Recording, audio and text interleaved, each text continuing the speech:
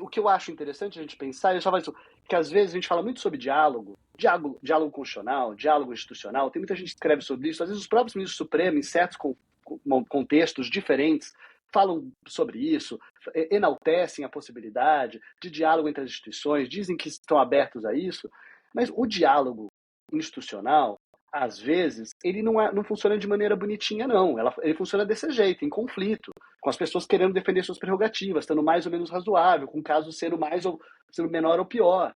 Né? A gente pode ver um congressista numa situação, não estou dizendo que todos estejam nessa situação, mas eu consigo ver uma situação complicada para um congressista que seja simultaneamente, acho absurdo eles não terem cassado o mandato especificamente dessa deputada, mas também acho que é um absurdo supremo decidir esse caso de a interpretação razoável é que precisa dessa decisão, a interpretação razoável é que o Congresso tem esse poder e que é um absurdo o Supremo não respeitar uma regra constitucional que estabelece esse poder.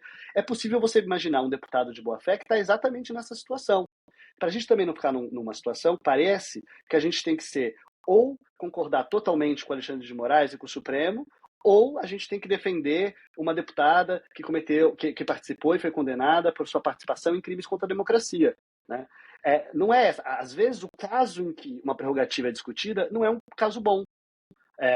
E se é verdade que, a partir do momento que a gente cria um mecanismo, né, cria esse mecanismo para o legislativo invalidar, não dá para a gente achar que ele vai sempre usar esse poder de maneira que a gente concorda. Da mesma maneira que o Supremo não usa os seus poderes sempre de maneira que a gente concorda. Então, isso é um conflito que está embutido no desenho e ele pode ser produtivo, a gente pode sair desse debate, como, por exemplo, com a pacificação, um entendimento pacificado sobre isso, com uma compreensão sobre isso, a partir desse embate a gente chegar numa solução que entre os poderes, ou a gente pode, ao contrário, né?